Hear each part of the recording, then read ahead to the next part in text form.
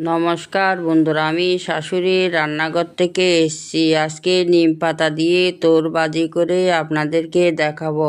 আপনারা দেখতে থাকুন। আমি নিম পাতা নিয়েছি, দানি লঙ্কা নিয়েছি 6টা, আতর নিয়েছি। এবার কুচি কুচি করে আমি কেটে নিয়েছি। আমার কাটা হয়ে গেছে, এবার ভালো করে আমি ধুয়ে নিচ্ছি।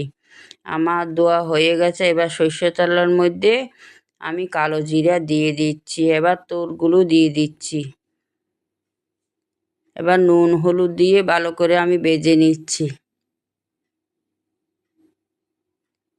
এবার কাঁচা লঙ্কা দিয়ে দিচ্ছি।